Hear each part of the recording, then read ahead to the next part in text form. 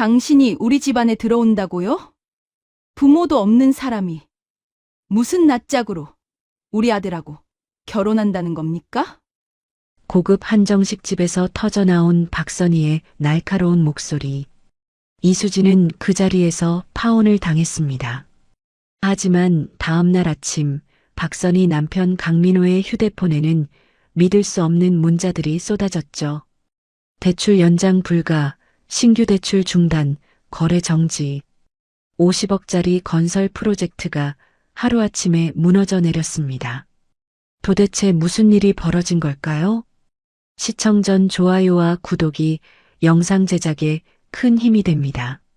어머니, 제발 한 번만 만나보세요. 수진이는 정말 좋은 사람이에요.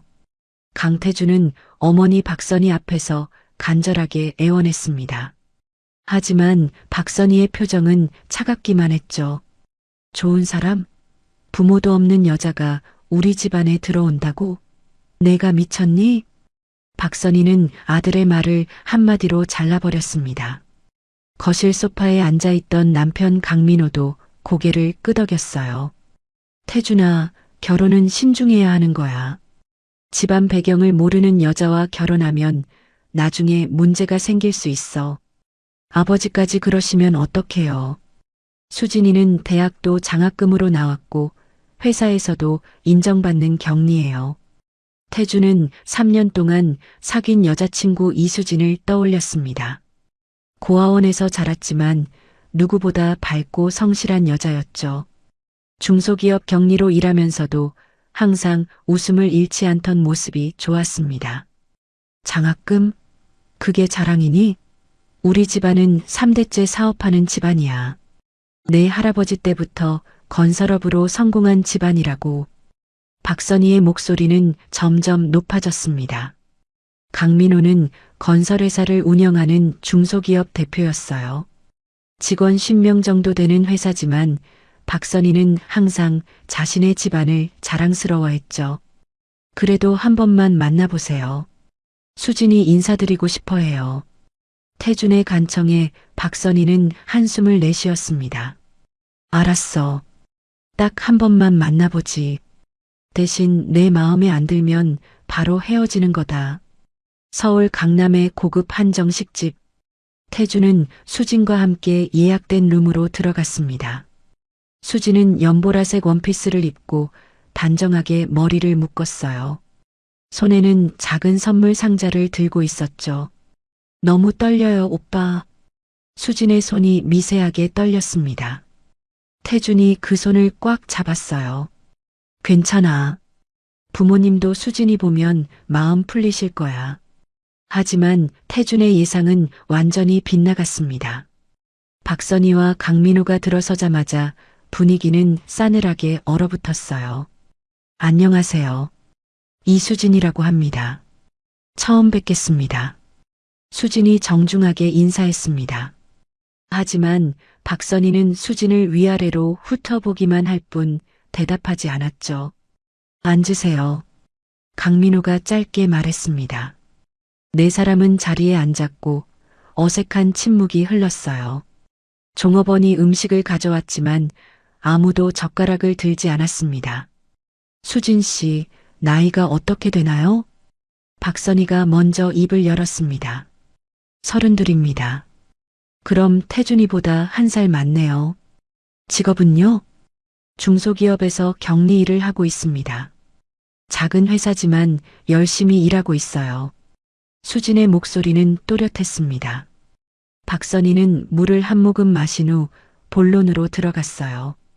부모님은 뭐 하시는 분들인가요? 수진의 얼굴이 굳어졌습니다. 예상했던 질문이었지만 막상 듣고 나니 가슴이 답답했어요. 부모님은 제가 어릴 때 돌아가셨습니다. 그 후로 고아원에서 자랐어요. 방 안의 공기가 순간 얼어붙었습니다. 박선희의 눈썹이 치켜 올라갔어요. 고아원이요? 그럼 집안 내력을 전혀 모르겠네요. 네, 모릅니다. 하지만 학교 다닐 때도 장학금 받으면서 열심히 공부했고 지금도 성실하게 일하고 있습니다. 수지는 최대한 침착하게 대답했습니다. 하지만 박선희의 표정은 점점 차가워졌죠. 장학금으로 공부했다는 게 자랑은 아니잖아요. 결혼은 개인끼리 하는 게 아니라 집안끼리 하는 거예요. 특히 우리 같은 집안은 더더욱 그래요. 어머니, 그런 말씀은 너무 하시는 거 아니에요? 태준이 끼어들었습니다. 하지만 박선희는 아들의 말을 무시했어요. 수진 씨, 솔직히 말할게요. 당신이 우리 집안에 들어온다는 건 말도 안 돼요. 부모도 없고 집안 배경도 없고 재산도 없잖아요. 수진의 눈에 눈물이 맺혔습니다. 하지만 꾹 참았어요. 제가 부족한 건 인정합니다. 하지만 태준 씨를 정말 사랑합니다. 사랑? 사랑만으로 결혼해요? 나중에 애 낳고 키우려면 돈이 얼마나 드는데. 게다가 집안 망신까지 당하면서 당신 같은 여자를 며느리로 받을 순 없어요. 박선희의 말은 점점 날카로워졌습니다. 강민호도 거들었어요. 우리 집안은 대대로 사업하는 집안이야. 명문가와 혼인을 맺어야 해. 미안하지만 수진 씨와는 안 될 것 같네요. 수진은 조용히 일어났습니다. 더 이상이 자리에 앉아 있을 수가 없었어요. 말씀 잘 들었습니다. 시간 내주셔서 감사합니다. 수진아, 잠깐만. 태준이 급히 따라 나섰습니다. 하지만 수진은 고개를 저었어요. 오빠, 어머니 말씀이 틀린 건 아니에요. 우리는 정말 너무 다른 세상 사람이에요. 아니야. 어머니가 잘못하신 거야. 태준의 목소리는 떨렸습니다. 하지만 수진은 이미 마음을 정한 듯 했어요. 오늘은 여기서 헤어져요. 혼자 있고 싶어요. 수진은 뒤돌아보지 않고 한정식 집을 나섰습니다. 차가운 밤 공기가 얼굴을 스쳤어요. 눈물이 볼을 타고 흘러내렸지만 닦지 않았습니다. 그냥 걸었어요. 그렇게 한참을 걸었죠. 작은 원룸에 돌아온 수지는 침대에 털썩 주저앉았습니다. 거울 속 자신의 모습이 초라해 보였어요. 번진 화장, 부은 눈. 괜찮아. 이런 일도 있는 거야. 스스로를 위로했지만 가슴 깊은 곳의 상처는 깊어져만 갔습니다. 휴대폰이 울렸어요. 태준에게서 온 문자였죠. 수진아, 정말 미안해. 조금만 시간을 줘. 부모님 설득할게. 하지만 수진은 답장하지 않았습니다. 어차피 소용없다는 걸 알았거든요. 박선희 같은 사람은 절대 마음을 바꾸지 않을 테니까요. 그날 밤 박선희는 남편 강민호와 마주 앉아 이야기를 나눴습니다. 여보, 태준이 일은 제대로 정리된 거죠? 당연하지. 내가 단호하게 말했잖아. 저런 여자랑은 절대 안 된다고. 강민호는 자신만만했습니다. 박선희도 만족스러운 표정을 지었어요. 다행이에요. 저런 집안 배경도 없는 여자가 우리 며느리가 됐으면 큰일 날 뻔했어요. 그러게 말이야. 내일 태준한테 다른 여자 소개해줘야겠어. 두 사람은 아무 걱정 없이 잠자리에 들었습니다. 하지만 그들은 몰랐어요. 다음 날 아침 그들의 삶이 완전히 뒤집힐 거라는 걸. 다음 날 아침 7시 강민호의 휴대폰이 요란하게 울렸습니다. 은행에서 온 문자였어요. 대출 연장 불가 통보. 기존 대출금 조기 상환 요청. 강민호는 눈을 비볐습니다. 뭔가 잘못 본 거라고 생각했죠.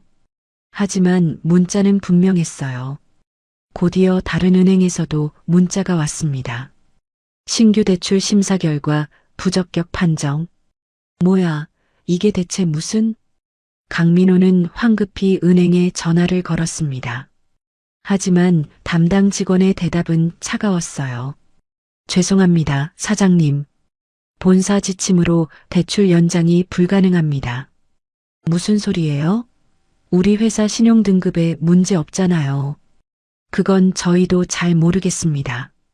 상부 지시사항이라서요. 강민호는 다급해졌습니다. 회사 운영자금 대부분을 은행 대출로 돌리고 있었거든요. 50억 규모의 아파트 리모델링 프로젝트도 진행 중이었고요. 당장 본점 부장님한테 연결해 주세요. 죄송하지만 그것도 어렵습니다. 전화가 끊어졌습니다. 강민호는 다른 거래 은행에도 전화를 걸었어요. 하지만 대답은 모두 똑같았습니다. 대출 불가, 연장 불가, 거래 중단. 여보, 무슨 일이에요? 아침부터 왜 이래요? 박선희가 잠옷 차림으로 나왔습니다. 강민호의 얼굴은 하얗게 질려 있었어요. 은행들이 전부 대출을 막았어. 기존 대출도 당장 갚으래. 뭐라고요? 그게 무슨 소리예요? 나도 모르겠어. 갑자기 이러는 거야. 강민호는 급히 옷을 입고 회사로 향했습니다. 사무실에 도착하니 격리부장이 다급한 표정으로 기다리고 있었어요. 사장님, 큰일 났습니다. 제1은행에서 30억 대출 만기 연장을 거부했습니다. 뭐? 30억을? 네, 그리고 신한은행도 20억 대출 조기 상환을 요구했습니다. 강민호는 머리를 감쌌습니다. 50억이 하루아침에 막힌 거예요. 도대체 왜 이러는 거야? 우리 회사 신용등급에 문제 있어? 아니요, 신용등급은 정상입니다. 하지만 은행들이 일제히 대출을 중단했습니다. 이건 뭔가 이상했습니다. 한두 개 은행도 아니고 모든 은행이 동시에 대출을 막는다는 건 말이 안 됐어요. 혹시 금융권에 우리 회사 관련해서 특이사항 없었어? 없었습니다. 갑자기 이렇게 된 겁니다. 강민호는 이해할 수 없었습니다. 분명 어제까지만 해도 모든 게 정상이었거든요. 일단 다른 금융기관 알아봐. 제2금융권이라도 좋으니까. 네, 알겠습니다. 하지만 제2금융권도 마찬가지였습니다. 캐피탈 회사, 저축은행, 상호금융까지 모두 대출을 거부했어요. 점심시간 강민호는 거래처 사장들과 만나기로 했던 약속도 취소 연락을 받았습니다. 죄송합니다, 사장님. 갑자기 본사에서 거래 중단 지시가 내려왔습니다. 무슨 말씀이세요? 우리 5년째 거래하고 있잖아요. 저희도 어쩔 수 없습니다. 상부 지시라서요. 하나, 둘, 셋. 협력업체들이 줄줄이 거래 중단을 통보했습니다. 마치 누군가 뒤에서 조종하는 것 같았어요. 오후 3시 강민호는 진행 중인 리모델링 현장으로 갔습니다. 현장 소장이 난감한 표정으로 다가왔어요. 사장님, 자재업체들이 외상 거래를 거부합니다. 현금으로만 거래하겠답니다. 뭐? 갑자기? 네, 오전부터 일제히 연락이 왔습니다. 강민호는 현장을 둘러봤습니다. 50억짜리 프로젝트였어요. 하지만 자금이 막히면 공사를 진행할 수 없었죠. 일단 공사 중단하고 대기해. 사장님, 그럼 인건비는 어떻게 합니까? 내가 알아볼게. 강민호는 차에 올라탔습니다. 핸들을 잡은 손이 떨렸어요. 도대체 무슨 일이 벌어지고 있는 걸까요? 집에 돌아온 강민호는 소파에 털썩 주저앉았습니다. 박선희가 다가왔어요. 여보, 어떻게 됐어요? 전부 막혔어. 은행도, 거래처도, 협력업체도. 그게 무슨 소리예요? 대체 왜요? 나도 모르겠어. 누군가 우리 회사를 압박하고 있어. 박선희의 얼굴이 하얗게 변했습니다. 설마 그 여자 때문인가요? 무슨 여자? 어제 만난 그 고아원 여자 말이에요. 분명 저주라도 걸었을 거예요. 무슨 소리야? 그게 말이 돼? 강민호는 코웃음 쳤습니다. 하지만 박선희는 진지했어요. 그럼 다른 이유가 있어요? 어제까지 멀쩡하던 회사가 하루아침에 이렇게 됐잖아요. 그건 우연이야. 금융권 사정이 안 좋아서 그런 거지. 하지만 강민호도 속으로는 불안했습니다. 너무 타이밍이 기가 막히게 맞아떨어졌거든요. 그날 밤 태준이 집에 돌아왔습니다. 아버지 강민호가 거실에서 술을 마시고 있었어요. 아버지, 무슨 일 있으세요? 회사 일이 좀 꼬였다. 은행에서 대출을 막아버렸어. 태준은 가슴이 철렁했습니다. 혹시 수진이와 관련이 있는 건 아닐까? 아버지, 혹시 어제 수진이 만난 일이랑 관련 있는 거 아니에요? 그게 무슨 상관이야? 고아원 출신 여자가 뭘 할 수 있겠어? 강민호는 아들의 말을 일축했습니다. 하지만 태주는 찝찝했어요. 뭔가 석연치 않았거든요. 태주는 방으로 들어가서 수진에게 전화를 걸었습니다. 하지만 수진은 받지 않았어요. 문자를 보냈지만 답장도 없었습니다. 이튿날 당신이 우리 집안에 들어온다고요?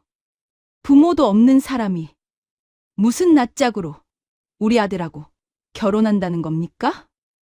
고급 한정식 집에서 터져나온 박선희의 날카로운 목소리. 이수진은 그 자리에서 파혼을 당했습니다. 하지만 다음날 아침 박선희 남편 강민호의 휴대폰에는 믿을 수 없는 문자들이 쏟아졌죠. 대출 연장 불가, 신규 대출 중단, 거래 정지. 50억짜리 건설 프로젝트가 하루아침에 무너져 내렸습니다. 도대체 무슨 일이 벌어진 걸까요? 시청 전 좋아요와 구독이 영상 제작에 큰 힘이 됩니다. 어머니, 제발 한 번만 만나보세요. 수진이는 정말 좋은 사람이에요. 강태주는 어머니 박선희 앞에서 간절하게 애원했습니다. 하지만 박선희의 표정은 차갑기만 했죠. 좋은 사람? 부모도 없는 여자가 우리 집안에 들어온다고? 내가 미쳤니? 박선희는 아들의 말을 한마디로 잘라버렸습니다. 거실 소파에 앉아있던 남편 강민호도 고개를 끄덕였어요. 태준아, 결혼은 신중해야 하는 거야. 집안 배경을 모르는 여자와 결혼하면 나중에 문제가 생길 수 있어. 아버지까지 그러시면 어떡해요.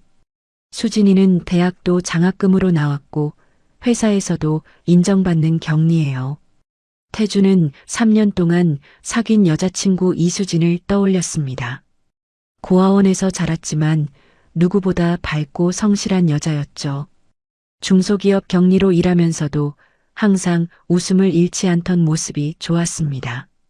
장학금? 그게 자랑이니? 우리 집안은 3대째 사업하는 집안이야.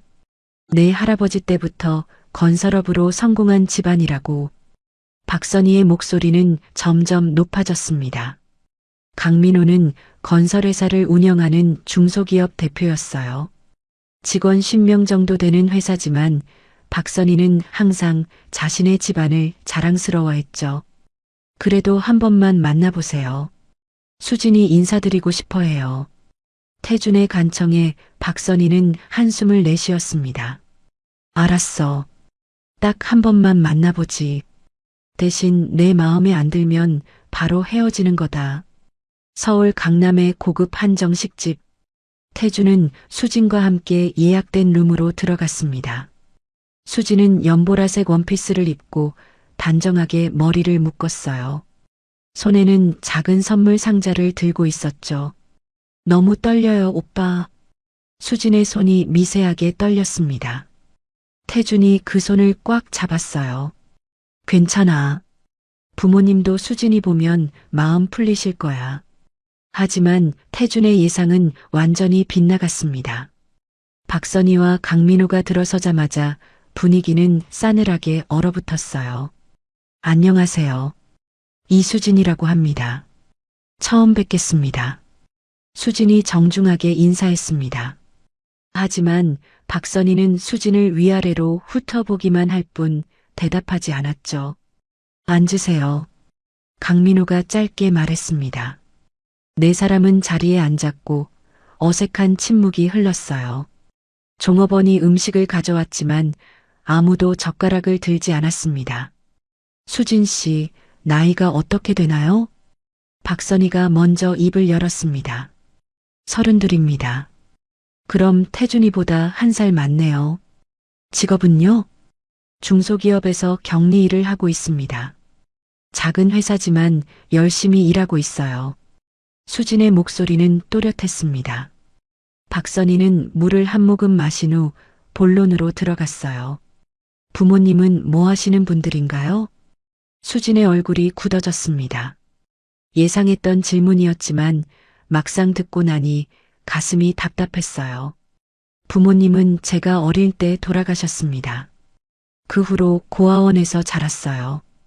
방 안의 공기가 순간 얼어붙었습니다. 박선희의 눈썹이 치켜 올라갔어요. 고아원이요?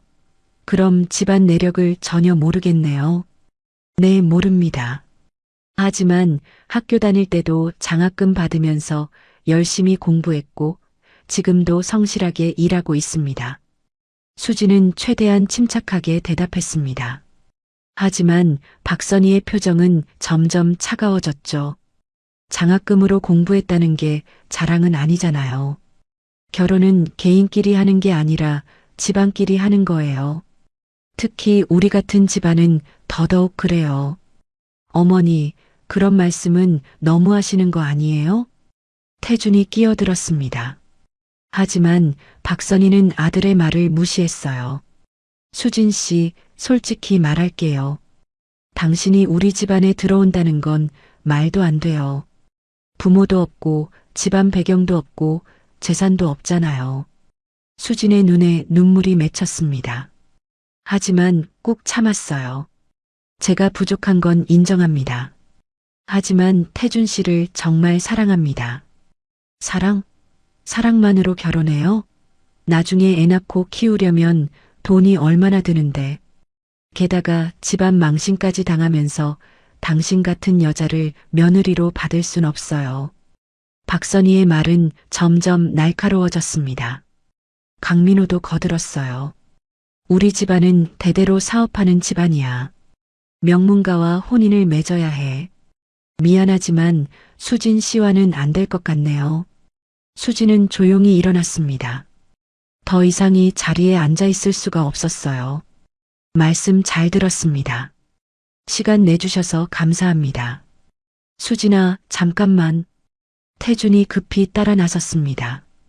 하지만 수진은 고개를 저었어요. 오빠, 어머니 말씀이 틀린 건 아니에요. 우리는 정말 너무 다른 세상 사람이에요. 아니야. 어머니가 잘못하신 거야. 태준의 목소리는 떨렸습니다.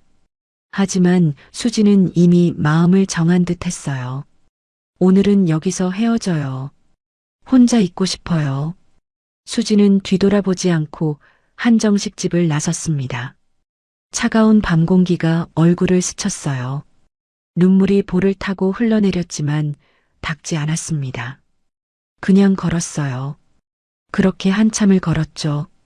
작은 원룸에 돌아온 수지는 침대에 털썩 주저앉았습니다. 거울 속 자신의 모습이 초라해 보였어요. 번진 화장, 부은 눈. 괜찮아. 이런 일도 있는 거야. 스스로를 위로했지만 가슴 깊은 곳의 상처는 깊어져만 갔습니다. 휴대폰이 울렸어요. 태준에게서 온 문자였죠. 수진아, 정말 미안해. 조금만 시간을 줘. 부모님 설득할게. 하지만 수진은 답장하지 않았습니다. 어차피 소용없다는 걸 알았거든요. 박선희 같은 사람은 절대 마음을 바꾸지 않을 테니까요. 그날 밤 박선희는 남편 강민호와 마주 앉아 이야기를 나눴습니다. 여보, 태준이 일은 제대로 정리된 거죠? 당연하지. 내가 단호하게 말했잖아. 저런 여자랑은 절대 안 된다고. 강민호는 자신만만했습니다. 박선희도 만족스러운 표정을 지었어요. 다행이에요. 저런 집안 배경도 없는 여자가 우리 며느리가 됐으면 큰일 날 뻔했어요. 그러게 말이야. 내일 태준한테 다른 여자 소개해줘야겠어. 두 사람은 아무 걱정 없이 잠자리에 들었습니다. 하지만 그들은 몰랐어요. 다음 날 아침 그들의 삶이 완전히 뒤집힐 거라는 걸. 다음 날 아침 7시 강민호의 휴대폰이 요란하게 울렸습니다. 은행에서 온 문자였어요. 대출 연장 불가 통보. 기존 대출금 조기 상환 요청. 강민호는 눈을 비볐습니다. 뭔가 잘못 본 거라고 생각했죠. 하지만 문자는 분명했어요. 곧이어 다른 은행에서도 문자가 왔습니다. 신규 대출 심사 결과 부적격 판정. 뭐야, 이게 대체 무슨? 강민호는 황급히 은행에 전화를 걸었습니다. 하지만 담당 직원의 대답은 차가웠어요. 죄송합니다, 사장님. 본사 지침으로 대출 연장이 불가능합니다. 무슨 소리예요? 우리 회사 신용등급에 문제 없잖아요. 그건 저희도 잘 모르겠습니다. 상부 지시사항이라서요. 강민호는 다급해졌습니다. 회사 운영자금 대부분을 은행 대출로 돌리고 있었거든요. 50억 규모의 아파트 리모델링 프로젝트도 진행 중이었고요. 당장 본점 부장님한테 연결해 주세요. 죄송하지만 그것도 어렵습니다. 전화가 끊어졌습니다. 강민호는 다른 거래 은행에도 전화를 걸었어요. 하지만 대답은 모두 똑같았습니다. 대출 불가, 연장 불가, 거래 중단. 여보, 무슨 일이에요? 아침부터 왜 이래요? 박선희가 잠옷 차림으로 나왔습니다. 강민호의 얼굴은 하얗게 질려 있었어요. 은행들이 전부 대출을 막았어. 기존 대출도 당장 갚으래. 뭐라고요? 그게 무슨 소리예요? 나도 모르겠어. 갑자기 이러는 거야. 강민호는 급히 옷을 입고 회사로 향했습니다. 사무실에 도착하니 경리부장이 다급한 표정으로 기다리고 있었어요. 사장님, 큰일 났습니다. 제1은행에서 30억 대출 만기 연장을 거부했습니다. 뭐? 30억을? 네, 그리고 신한은행도 20억 대출 조기 상환을 요구했습니다. 강민호는 머리를 감쌌습니다. 50억이 하루아침에 막힌 거예요. 도대체 왜 이러는 거야? 우리 회사 신용등급에 문제 있어? 아니요, 신용등급은 정상입니다. 하지만 은행들이 일제히 대출을 중단했습니다. 이건 뭔가 이상했습니다. 한두 개 은행도 아니고 모든 은행이 동시에 대출을 막는다는 건 말이 안 됐어요. 혹시 금융권에 우리 회사 관련해서 특이사항 없었어? 없었습니다. 갑자기 이렇게 된 겁니다. 강민호는 이해할 수 없었습니다. 분명 어제까지만 해도 모든 게 정상이었거든요. 일단 다른 금융기관 알아봐. 제2금융권이라도 좋으니까. 네, 알겠습니다. 하지만 제2금융권도 마찬가지였습니다. 캐피탈 회사, 저축은행, 상호금융까지 모두 대출을 거부했어요. 점심시간 강민호는 거래처 사장들과 만나기로 했던 약속도 취소 연락을 받았습니다. 죄송합니다, 사장님. 갑자기 본사에서 거래 중단 지시가 내려왔습니다. 무슨 말씀이세요? 우리 5년째 거래하고 있잖아요. 저희도 어쩔 수 없습니다. 상부 지시라서요. 하나, 둘, 셋. 협력업체들이 줄줄이 거래 중단을 통보했습니다. 마치 누군가 뒤에서 조종하는 것 같았어요. 오후 3시 강민호는 진행 중인 리모델링 현장으로 갔습니다. 현장 소장이 난감한 표정으로 다가왔어요. 사장님, 자재업체들이 외상 거래를 거부합니다. 현금으로만 거래하겠답니다. 뭐? 갑자기? 네, 오전부터 일제히 연락이 왔습니다. 강민호는 현장을 둘러봤습니다. 50억짜리 프로젝트였어요. 하지만 자금이 막히면 공사를 진행할 수 없었죠. 일단 공사 중단하고 대기해. 사장님, 그럼 인건비는 어떻게 합니까? 내가 알아볼게. 강민호는 차에 올라탔습니다. 핸들을 잡은 손이 떨렸어요. 도대체 무슨 일이 벌어지고 있는 걸까요? 집에 돌아온 강민호는 소파에 털썩 주저앉았습니다. 박선희가 다가왔어요. 여보, 어떻게 됐어요? 전부 막혔어. 은행도 거래처도 협력업체도. 그게 무슨 소리예요? 대체 왜요? 나도 모르겠어. 누군가 우리 회사를 압박하고 있어. 박선희의 얼굴이 하얗게 변했습니다. 설마 그 여자 때문인가요? 무슨 여자? 어제 만난 그 고아원 여자 말이에요. 분명 저주라도 걸었을 거예요. 무슨 소리야? 그게 말이 돼? 강민호는 코웃음 쳤습니다. 하지만 박선희는 진지했어요. 그럼 다른 이유가 있어요? 어제까지 멀쩡하던 회사가 하루아침에 이렇게 됐잖아요. 그건 우연이야. 금융권 사정이 안 좋아서 그런 거지. 하지만 강민호도 속으로는 불안했습니다. 너무 타이밍이 기가 막히게 맞아떨어졌거든요. 그날 밤 태준이 집에 돌아왔습니다. 아버지 강민호가 거실에서 술을 마시고 있었어요. 아버지, 무슨 일 있으세요? 회사 일이 좀 꼬였다. 은행에서 대출을 막아버렸어. 태준은 가슴이 철렁했습니다. 혹시 수진이와 관련이 있는 건 아닐까? 아버지, 혹시 어제 수진이 만난 일이랑 관련 있는 거 아니에요? 그게 무슨 상관이야. 고아원 출신 여자가 뭘 할 수 있겠어. 강민호는 아들의 말을 일축했습니다. 하지만 태주는 찝찝했어요. 뭔가 석연치 않았거든요. 태주는 방으로 들어가서 수진에게 전화를 걸었습니다. 하지만 수진은 받지 않았어요. 문자를 보냈지만 답장도 없었습니다.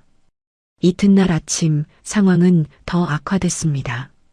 협력업체들이 미지급 대금을 독촉하기 시작했어요. 사장님, 지난달 공사대금 3억 원 언제 주실 겁니까? 다음 주까지 드릴게요. 사장님, 저희도 사정이 어렵습니다. 이번 주 안에 입금 안 되면 법적 조치 취하겠습니다. 전화는 끊임없이 걸려왔습니다. 경리부장은 속수무책이었어요. 사장님, 당장 갚아야 할 돈이 15억입니다. 하지만 회사 통장에는 2억밖에 없습니다. 강민호는 머리가 지끈거렸습니다. 이대로 가면 부도가 날 수도 있었어요. 개인 재산이라도 팔아야 하나? 그것도 시간이 걸립니다. 당장 현금이 필요한 상황입니다. 강민호는 책상에 머리를 박았습니다. 30년 동안 쌓아온 회사가 하루아침에 무너지고 있었어요. 박선희는 백화점 VIP 라운지에서 친구들을 만났습니다. 하지만 카드가 거부당했어요. 죄송합니다, 고객님. 카드 한도가 초과됐습니다. 뭐라고요? 이게 무슨 일이에요? 박선희는 당황했습니다. 한도가 5천만 원짜리 카드였거든요. 다른 카드로 결제하시겠습니까? 박선희는 황급히 다른 카드를 꺼냈습니다. 하지만 그것도 거부당했어요. 이것도 한도 초과입니다. 친구들이 수군거리는 소리가 들렸습니다. 박선희는 얼굴이 화끈거렸어요. 제가 현금으로 드릴게요. 다른 친구가 대신 계산했습니다. 박선희는 망신을 당하고 집으로 돌아왔어요. 여보, 무슨 일이에요?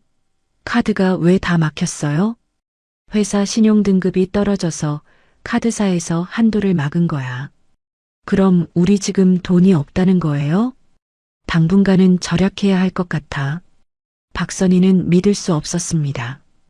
불과 이틀 전까지만 해도 멀쩡했는데 갑자기 이렇게 됐어요. 이거 다 그 여자 때문이에요. 분명 뭔가 저주를 걸었을 거예요. 그만해. 말도 안 되는 소리 하지 마. 하지만 박선희는 확신했습니다. 분명 수진이와 관련이 있다고요. 3일째 되는 날 강민호는 마지막 희망을 걸고 EJ캐피탈 본사를 찾아갔습니다. EJ금융그룹은 국내 5대 금융그룹 중 하나였어요. 여기서도 거절당하면 정말 끝이었죠. 접수처에서 상담 신청을 했습니다. 1시간을 기다린 끝에 상담실로 안내됐어요. 어서 오세요. 무슨 일로 오셨습니까? 대출 상담받으러 왔습니다. 건설업을 하는데 운영자금이 필요해서요. 상담원이 서류를 받아 검토했습니다. 그런데 표정이 점점 굳어졌어요.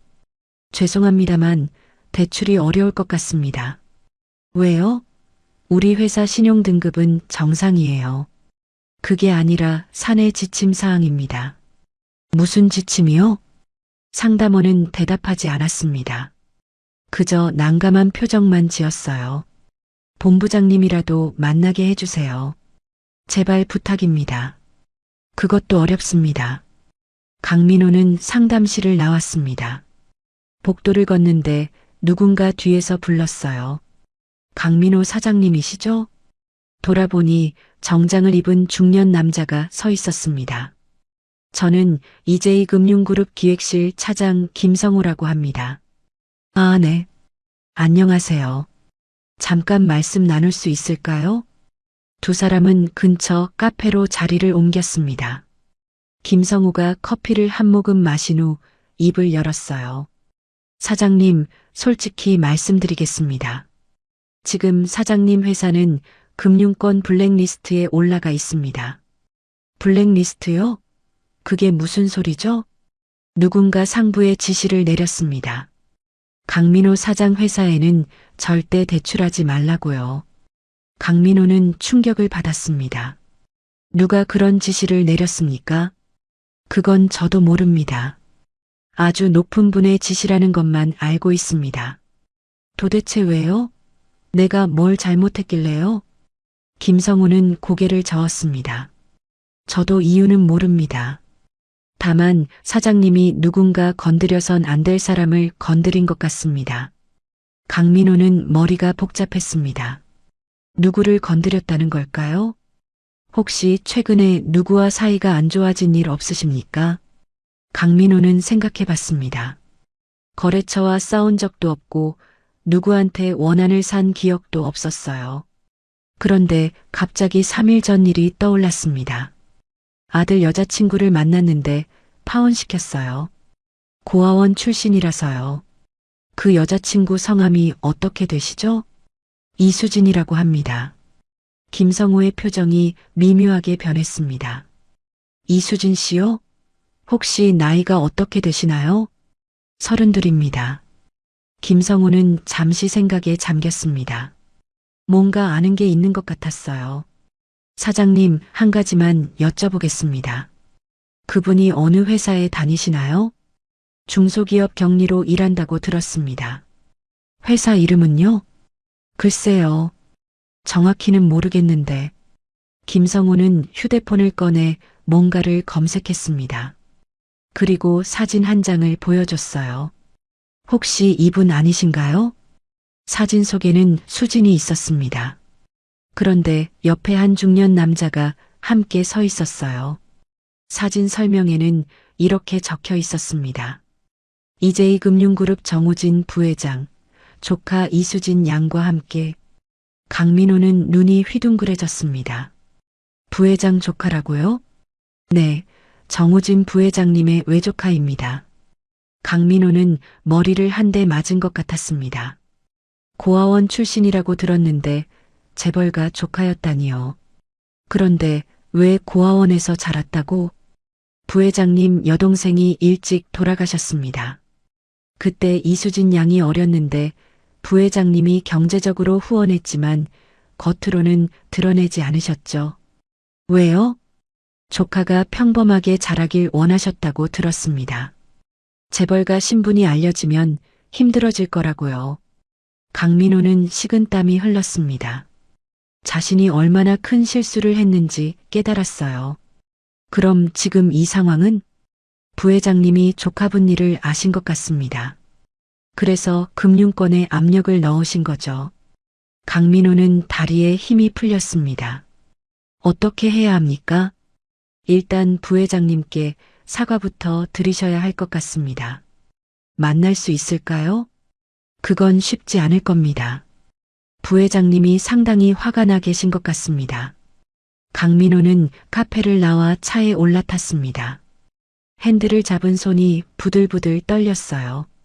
집에 돌아온 강민호는 박선희에게 모든 걸 설명했습니다. 뭐라고요? 그 여자가 재벌가 조카라고요? 그래. 이제이금융그룹 부회장 외조카야. 박선희는 소파에 주저앉았습니다. 그럼 우리 지금 어떻게 되는 거예요? 부회장한테 사과해야 해. 그래야 풀릴 것 같아. 어떻게 만나요? 그걸 알아봐야지. 강민호는 지인들을 총동원해서 정우진 부회장을 만날 방법을 찾았습니다. 하지만 쉽지 않았어요. 이틀을 매달린 끝에 겨우 면담 약속을 잡았습니다. 면담날 강민호는 이제이금융그룹 본사 30층 부회장실로 향했습니다. 비서가 안내했어요. 10분만 기다려주세요. 강민호는 대기실에서 초조하게 기다렸습니다. 손바닥에 땀이 나고 심장이 빠르게 뛰었어요. 드디어 부회장실 문이 열렸습니다. 정우진 부회장이 책상에 앉아 서류를 보고 있었어요. 들어오세요. 강민호는 조심스럽게 들어갔습니다. 안녕하십니까? 강민호라고 합니다. 정우진은 서류에서 눈을 떼지 않았습니다. 앉으세요. 강민호는 의자에 앉았습니다. 정우진이 드디어 고개를 들었어요. 차갑고 날카로운 눈빛이었습니다. 무슨 일로 오셨습니까?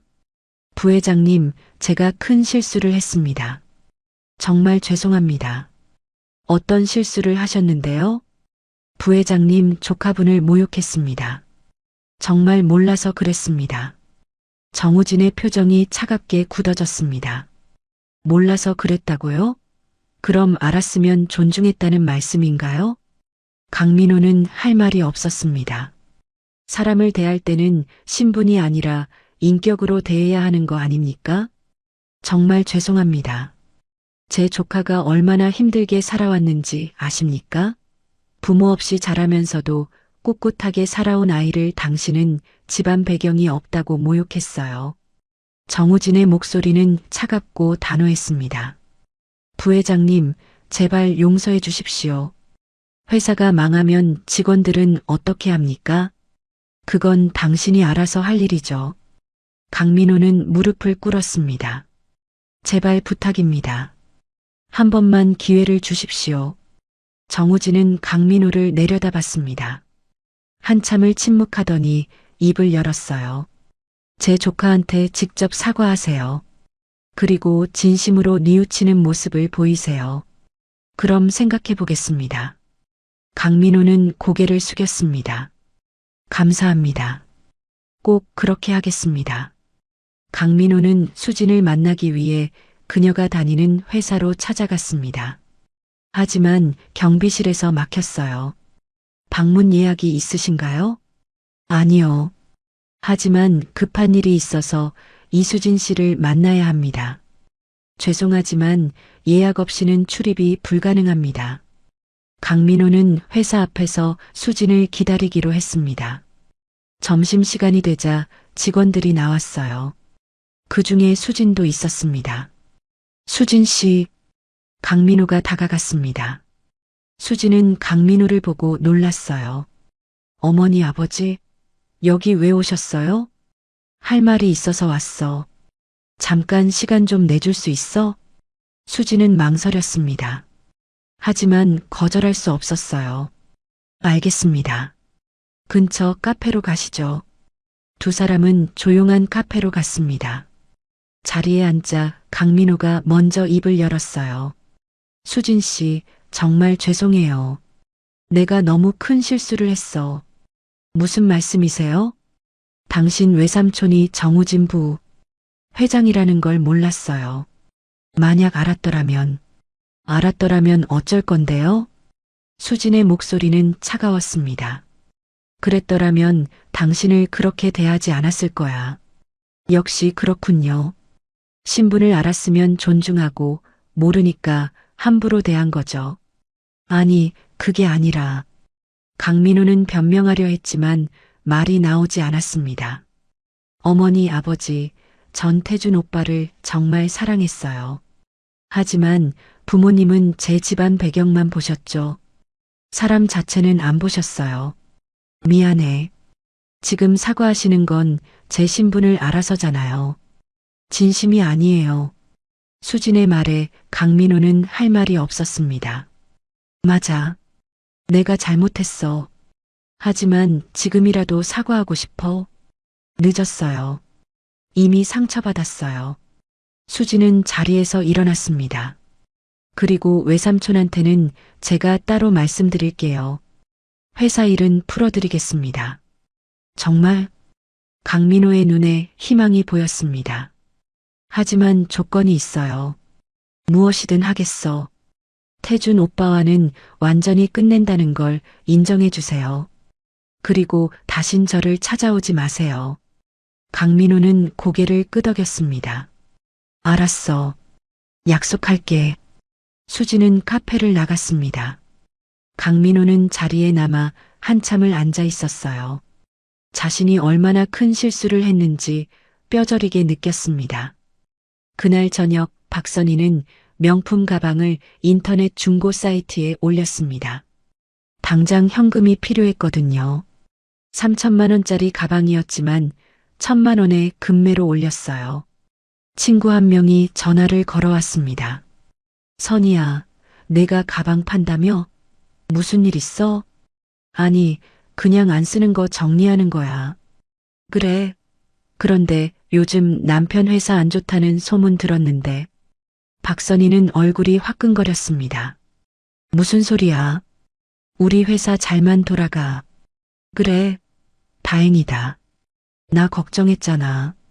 전화를 끊은 박선희는 한숨을 내쉬었습니다. 소문이 벌써 퍼진 거예요.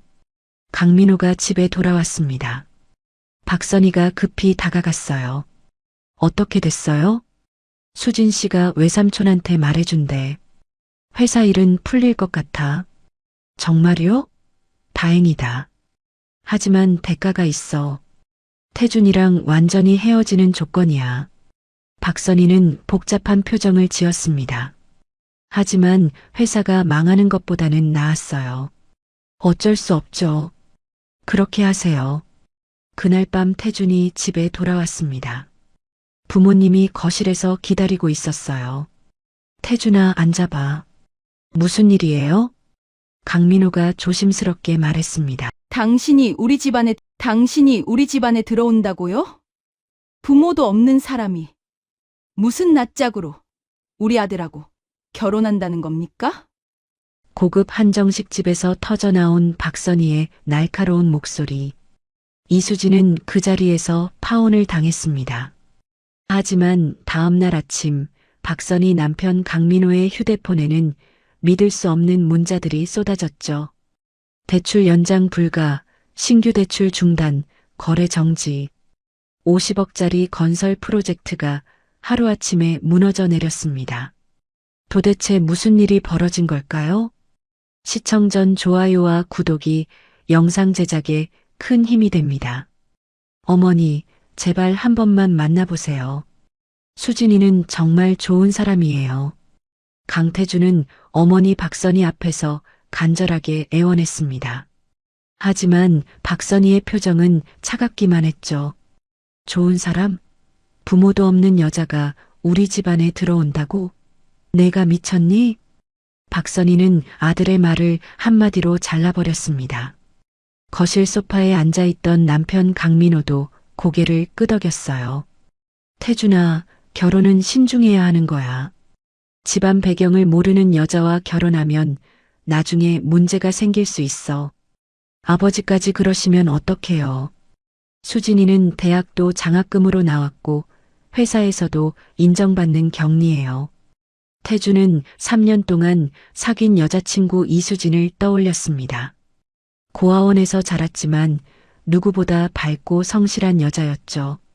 중소기업 경리로 일하면서도 항상 웃음을 잃지 않던 모습이 좋았습니다.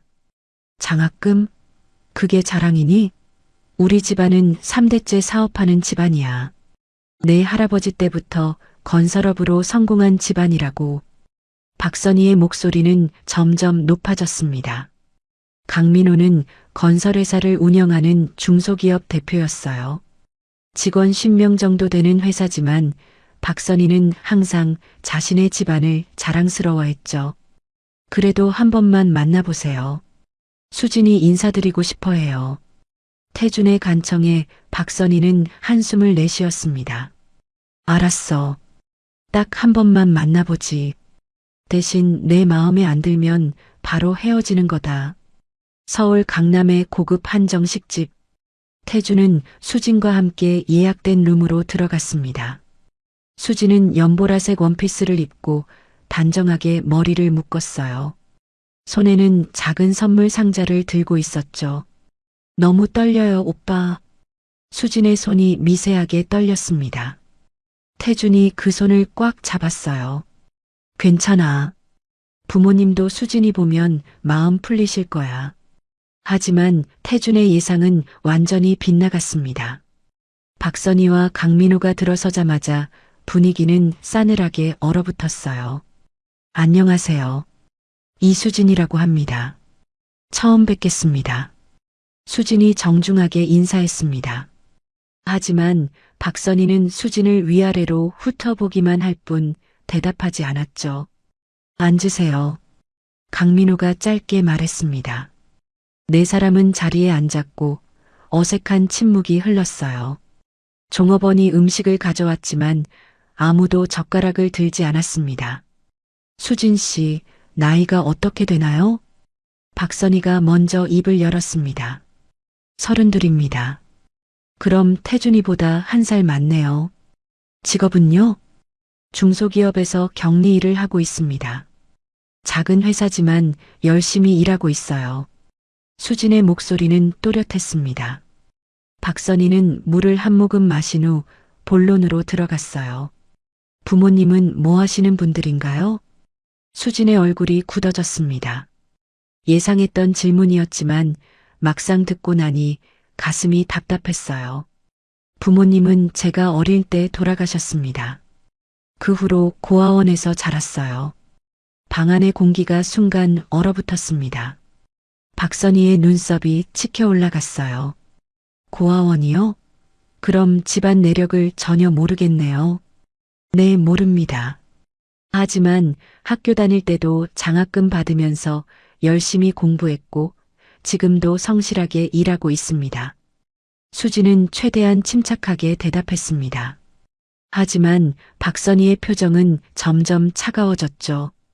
장학금으로 공부했다는 게 자랑은 아니잖아요. 결혼은 개인끼리 하는 게 아니라 집안끼리 하는 거예요. 특히 우리 같은 집안은 더더욱 그래요. 어머니, 그런 말씀은 너무 하시는 거 아니에요? 태준이 끼어들었습니다. 하지만 박선희는 아들의 말을 무시했어요. 수진 씨, 솔직히 말할게요. 당신이 우리 집안에 들어온다는 건 말도 안 돼요. 부모도 없고 집안 배경도 없고 재산도 없잖아요.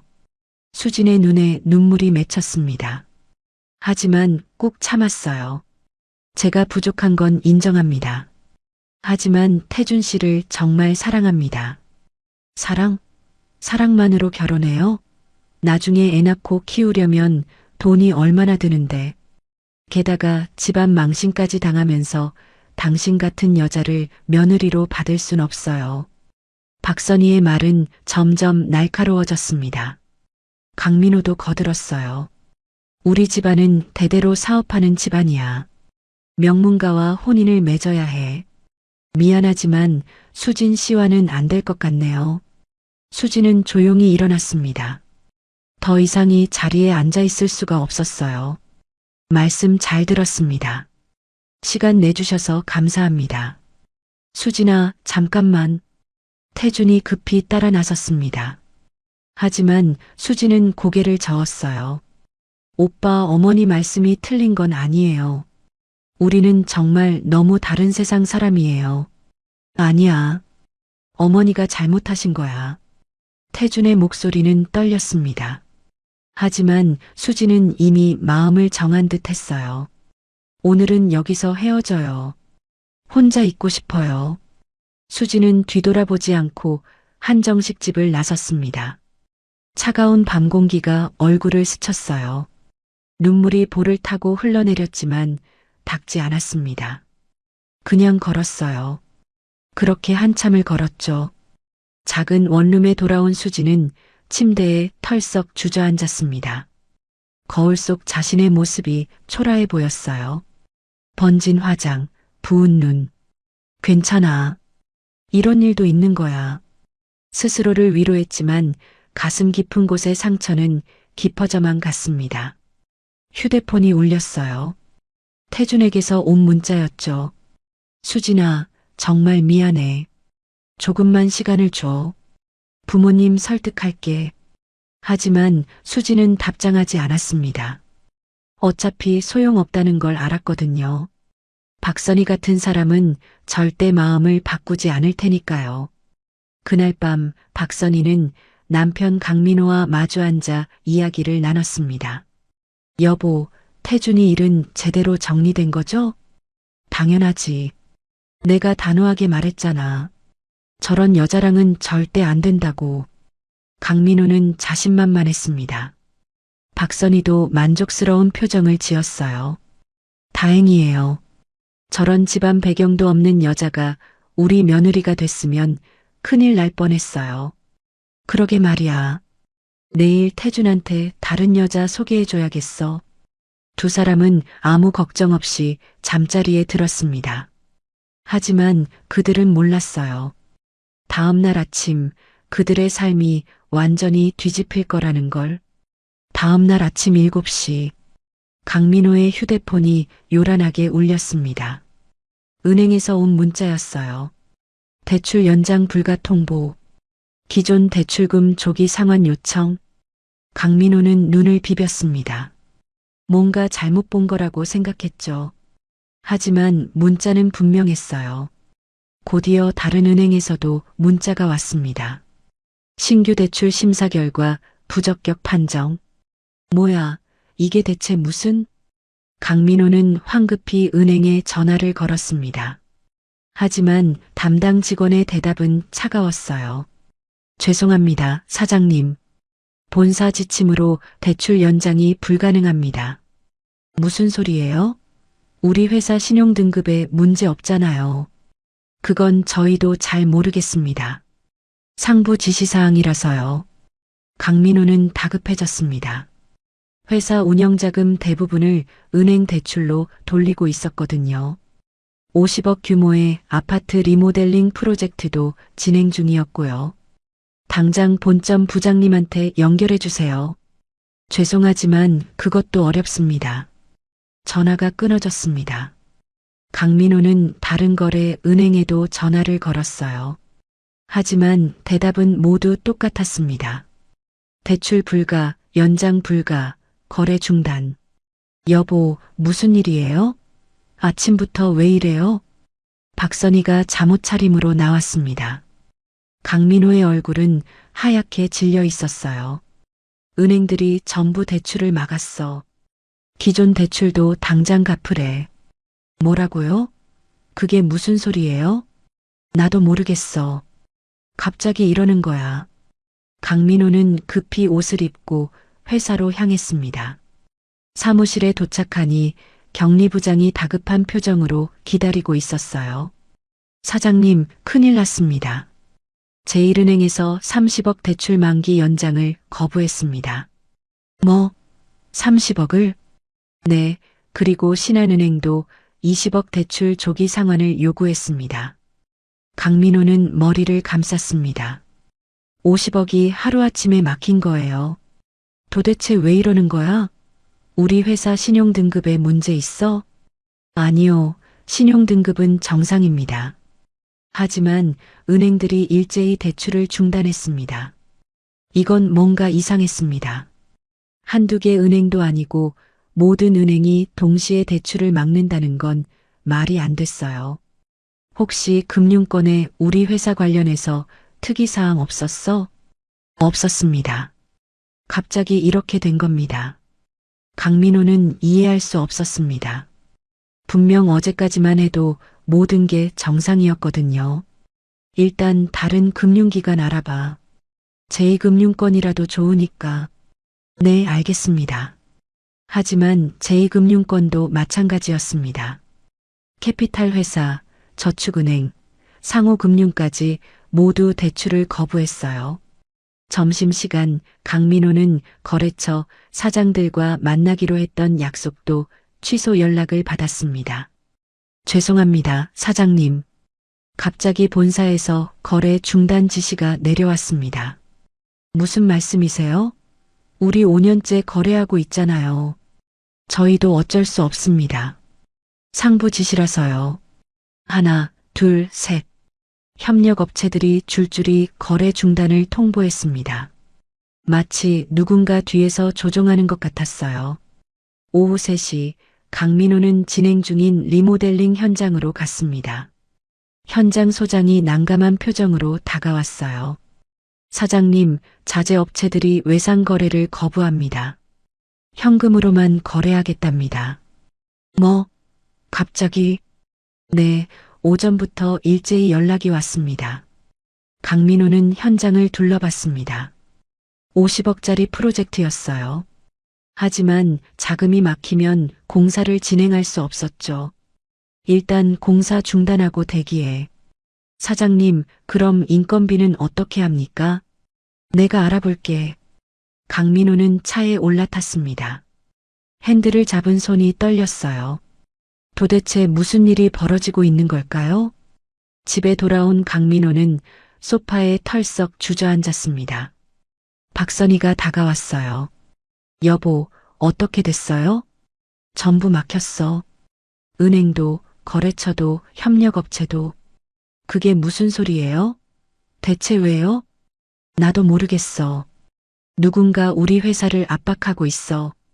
박선희의 얼굴이 하얗게 변했습니다. 설마 그 여자 때문인가요? 무슨 여자?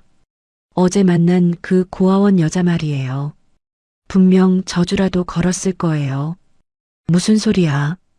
그게 말이 돼? 강민호는 코웃음 쳤습니다. 하지만 박선희는 진지했어요.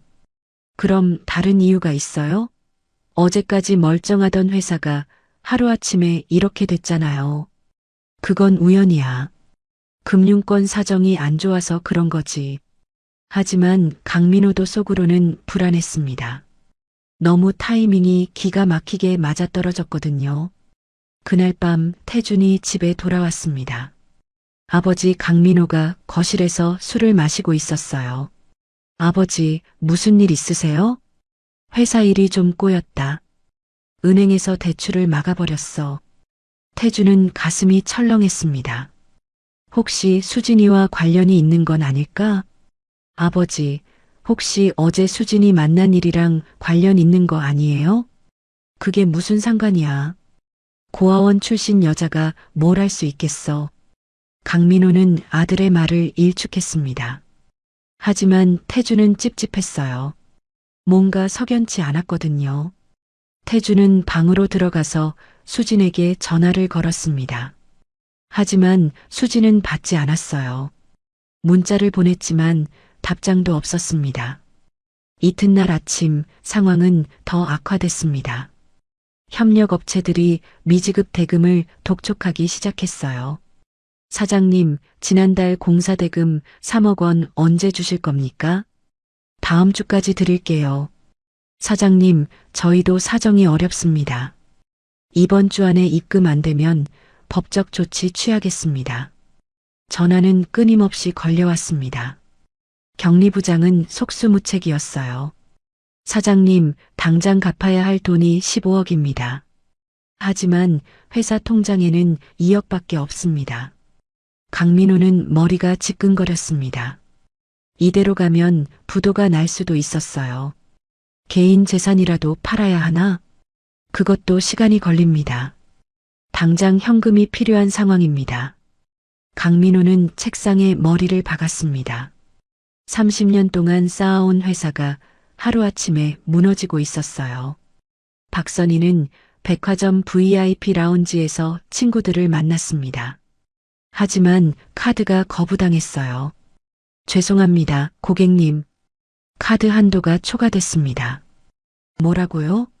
이게 무슨 일이에요? 박선희는 당황했습니다. 한도가 5천만 원짜리 카드였거든요. 다른 카드로 결제하시겠습니까? 박선희는 황급히 다른 카드를 꺼냈습니다. 하지만 그것도 거부당했어요. 이것도 한도 초과입니다. 친구들이 수군거리는 소리가 들렸습니다. 박선희는 얼굴이 화끈거렸어요. 제가 현금으로 드릴게요. 다른 친구가 대신 계산했습니다. 박선희는 망신을 당하고 집으로 돌아왔어요. 여보, 무슨 일이에요? 카드가 왜 다 막혔어요? 회사 신용등급이 떨어져서 카드사에서 한도를 막은 거야. 그럼 우리 지금 돈이 없다는 거예요? 당분간은 절약해야 할 것 같아. 박선희는 믿을 수 없었습니다. 불과 이틀 전까지만 해도 멀쩡했는데 갑자기 이렇게 됐어요. 이거 다 그 여자 때문이에요. 분명 뭔가 저주를 걸었을 거예요. 그만해. 말도 안 되는 소리 하지 마. 하지만 박선희는 확신했습니다. 분명 수진이와 관련이 있다고요. 3일째 되는 날 강민호는 마지막 희망을 걸고 EJ캐피탈 본사를 찾아갔습니다. EJ금융그룹은 국내 5대 금융그룹 중 하나였어요. 여기서도 거절당하면 정말 끝이었죠. 접수처에서 상담 신청을 했습니다. 1시간을 기다린 끝에 상담실로 안내됐어요. 어서 오세요. 무슨 일로 오셨습니까? 대출 상담받으러 왔습니다. 건설업을 하는데 운영자금이 필요해서요. 상담원이 서류를 받아 검토했습니다. 그런데 표정이 점점 굳어졌어요. 죄송합니다만 대출이 어려울 것 같습니다. 왜요? 우리 회사 신용등급은 정상이에요. 그게 아니라 사내 지침 사항입니다. 무슨 지침이요? 상담원은 대답하지 않았습니다. 그저 난감한 표정만 지었어요. 본부장님이라도 만나게 해주세요. 제발 부탁입니다. 그것도 어렵습니다. 강민호는 상담실을 나왔습니다. 복도를 걷는데 누군가 뒤에서 불렀어요. 강민호 사장님이시죠? 돌아보니 정장을 입은 중년 남자가 서 있었습니다. 저는 EJ금융그룹 기획실 차장 김성호라고 합니다. 아, 네. 안녕하세요. 잠깐 말씀 나눌 수 있을까요? 두 사람은 근처 카페로 자리를 옮겼습니다. 김성호가 커피를 한 모금 마신 후 입을 열었어요. 사장님, 솔직히 말씀드리겠습니다. 지금 사장님 회사는 금융권 블랙리스트에 올라가 있습니다. 블랙리스트요?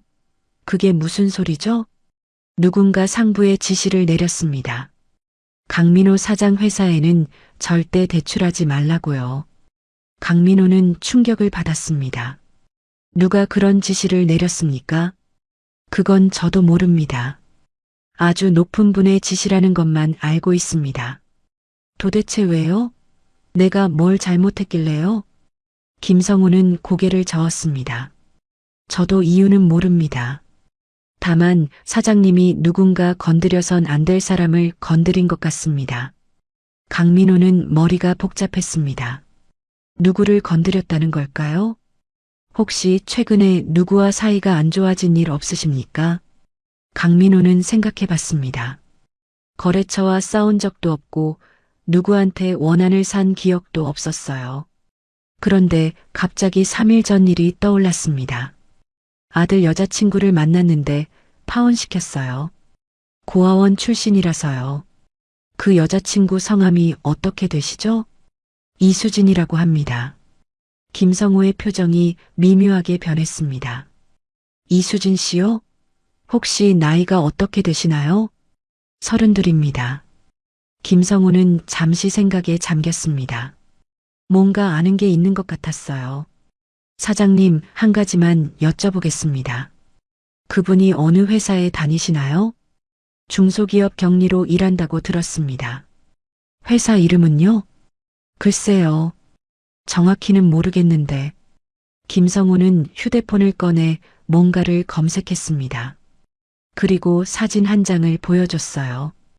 혹시 이분 아니신가요? 사진 속에는 수진이 있었습니다. 그런데 옆에 한 중년 남자가 함께 서 있었어요. 사진 설명에는 이렇게 적혀 있었습니다. 이제이금융그룹 정우진 부회장, 조카 이수진 양과 함께. 강민호는 눈이 휘둥그레졌습니다. 부회장 조카라고요? 네, 정우진 부회장님의 외조카입니다. 강민호는 머리를 한 대 맞은 것 같았습니다. 고아원 출신이라고 들었는데 재벌가 조카였다니요. 그런데 왜 고아원에서 자랐다고? 부회장님 여동생이 일찍 돌아가셨습니다. 그때 이수진 양이 어렸는데 부회장님이 경제적으로 후원했지만 겉으로는 드러내지 않으셨죠. 왜요? 조카가 평범하게 자라길 원하셨다고 들었습니다. 재벌가 신분이 알려지면 힘들어질 거라고요. 강민호는 식은땀이 흘렀습니다. 자신이 얼마나 큰 실수를 했는지 깨달았어요. 그럼 지금 이 상황은? 부회장님이 조카분 일을 아신 것 같습니다. 그래서 금융권에 압력을 넣으신 거죠. 강민호는 다리에 힘이 풀렸습니다.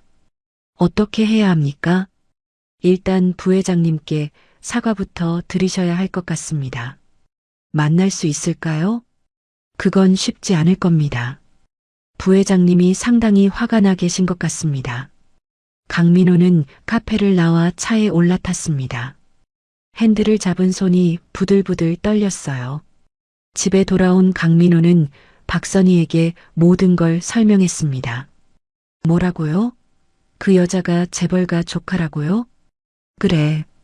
이제이금융그룹 부회장 외조카야. 박선희는 소파에 주저앉았습니다. 그럼 우리 지금 어떻게 되는 거예요? 부회장한테 사과해야 해. 그래야 풀릴 것 같아. 어떻게 만나요? 그걸 알아봐야지. 강민호는 지인들을 총동원해서 정우진 부회장을 만날 방법을 찾았습니다. 하지만 쉽지 않았어요. 이틀을 매달린 끝에 겨우 면담 약속을 잡았습니다. 면담 날 강민호는 이제이금융그룹 본사 30층 부회장실로 향했습니다. 비서가 안내했어요. 10분만 기다려주세요. 강민호는 대기실에서 초조하게 기다렸습니다. 손바닥에 땀이 나고 심장이 빠르게 뛰었어요. 드디어 부회장실 문이 열렸습니다.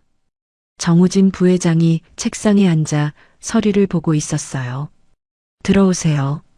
강민호는 조심스럽게 들어갔습니다. 안녕하십니까?